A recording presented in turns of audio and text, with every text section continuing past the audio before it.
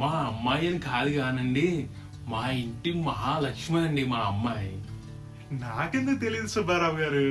అసలు ఈ కాలంలో అమ్మాయిలు లవ్వులని గివ్వులని చెప్పి ఎక్కడెక్కడో తిరుగుతుంటే మీ అమ్మాయి మాత్రం మంచిగా చదువుకుంటూ మంచి జాబ్ చేస్తూ ఎంత పద్ధతిగా పెంచారండి. మీకు అలాంటి అమ్మాయి పుట్టడం అస్సలు మీ అదృష్టం అండి. అవును, మా అమ్మాయి నాకు పుట్టడం చాలా అదృష్టం. అవును, మా అమ్మాయికి మంచి సంబంధం వెతకమని చెప్పాను, ఏమైందండి?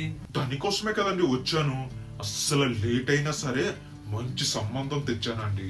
అసలు అబ్బాయి అమెరికాలో జాబు. అసలు అబ్బాయిని మీరు చూడవసరం లేదనుకోండి, కష్టపడి ఎదిగి తెచ్చానండి. మీ అమ్మాయికి అబ్బాయిని ఇచ్చి చేస్తే మీ అమ్మాయి హ్యాపీగా ఉంటదండి. ఓకేనా? చూడండి, వాట్సాప్ చేశాను ఫోటోని, చూసి ఏదో ఒకటి చెప్పండి. సరే రావు గారు, మంచి అబ్బాయి అని చెప్తున్నారు కదా, దానికే ఓకే చెప్పేయండి మరి. అయితే ఓకేనండి, అబ్బాయిలకి మీకు ఓకే అని చెప్పేస్తాను. మంచి రోజు చూసి ముహూర్తాలు పెట్టేసుకుందాం. ఉంటానండి మరి. అమ్మా మహాలక్ష్మి, నాన్నగారు, ఒక సంబంధం వచ్చిందమ్మా. అబ్బాయి చాలా మంచోడమ్మా, అమెరికాలో జాబు. సంబంధం మరి ఓకే చెప్పేశాను. అప్పుడే నాకు పెళ్ళ. నేను ఇంకా మంచి జాబ్ చేసి మంచి డ్రీమ్స్ ఉన్నాయండి నాన్నగారు. లేదమ్మా, ఇలాంటి సంబంధం మళ్ళీ రాదమ్మా. సరే, మీ ఇష్టం అండి. నాన్న, చెల్లికి ఇష్టం లేదని చెప్తుంది కదా, చెల్లిని ఎందుకు ఫోర్స్ చేస్తున్నారు మీరు? నోర్మోయ్, ఈ పెళ్లి జరగాలి, జరుగు తీరుతుంది. నా కూతురికి ఏం చేయాలో ఒక తండ్రిగా నాకు తెలుసు. ఒసే, ఇష్టం లేదని గట్టిగా చెప్పడం తెలీదా? మీ ఇష్టం అంటావేంటి? నాన్న కోసం నీకు పూర్తిగా తెలియదు అన్నయ్య. నాన్న ఫిక్స్ అయితే అసలు ఎవ్వరి మాట వినరు. చిన్నప్పటి నుంచి చూస్తున్నాను కదా. అలా అని నీ డ్రీమ్స్ చెప్పుకుంటావా నువ్వు? ఏమోరా, ఎలా జరిగితే అలాగే జరగని, చూసుకుందాం.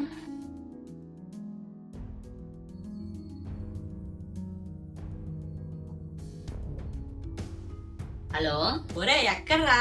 వచ్చేసావా? స్టేషన్ లోనే ఉన్నా. వస్తున్నానురా. రా. అరే జగ్గు, ఏమైందా అలా ఉన్నావు? చెల్లికి పెళ్లి చేద్దామంటున్నాడు రా నాన్న. ఇంకేరా సూపర్. మరి డల్గా ఉంటావేంటి, హ్యాపీగా వండుకుంటా? కానీ చెల్లికి పెళ్లి ఇష్టం లేదురా. ఏరా, లవ్ ఏమైనా ఉందా? ఆహా, అలా ఏం లేదురా. తను ఇంకా జాబ్ చేసి ఇంకా చాలా డ్రీమ్స్ ఉన్నాయిరా తనకి. మరి మీ నాన్నకి చెప్పచ్చు కదా. నాన్న అస్సలు వినట్లేదురా. అయినా నువ్వేంటి ఇంత సడన్ గా వచ్చావు? అదే నీకు తెలుసు కదా, జాను నేను లవ్ చేసుకుంటున్నామని. తెలుసు, నువ్వు జాను చెల్లి లవ్ చేసుకుంటున్నారని. జాను ఇంట్లో పెళ్లి మ్యాచెస్ చూస్తున్నారా, అందుకే జాను లేపుకెళ్ళిపోదామని వచ్చేసారా. ఏంటి, చెల్లిని లేపుకెళ్ళడానికి వచ్చావా? మరి ఇంట్లో వాళ్ళు బాధపడతారు కదరా. ఏట్రా బాధపడేది? మరి ఇష్టం లేకుండా తనకి పెళ్లి చేస్తే తను బాధపడ్డా, అందుకే ఎలా అయినా మీ చెల్లిని లేపుకెళ్దామనికే ఈ ఊరు వచ్చా. ఏంటి, మహాలక్ష్మి అమ్మగారు లేపుకెళ్ళడానికి వచ్చాడా? వెంటనే అయ్యగారికి చెప్పాలి. మరి ఎక్కడికి ఎందుకు వచ్చావురా? అంటే తనది పక్కూరేరా, పెళ్లి టైం వరకు ఎలా ఒప్పిస్తాను అన్నది. అప్పటికి ఒప్పుకోకపోతే లేచిపోదామన్నది. అందుకే అంతవరకు మీ ఊర్లో ఉందామని వచ్చా. తనది ఎలాగో పక్కూరే కదా అని. అయ్యగారు అయ్యగారు అయ్యగారు అయ్యగారు, సిటీ నుంచి మీ అబ్బాయి వాళ్ళ ఫ్రెండ్ వచ్చారంటండి. అమ్మాయి గారు మహాలక్ష్మి గారు లేపుకెళ్ళిపోతాడంట. ఏంట్రా నువ్వు చెప్పేది?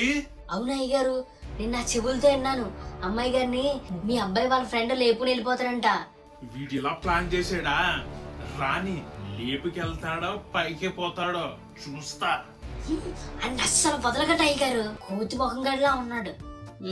సర్లే పద, ఇంటికి వెళ్దాం. పదరా, మీ ఇంటికి వెళ్ళి మీ నాన్నకి నా టాలెంట్ అంతా చూపించి మీ చెల్లి పెళ్లి క్యాన్సిల్ చేయించేస్తా.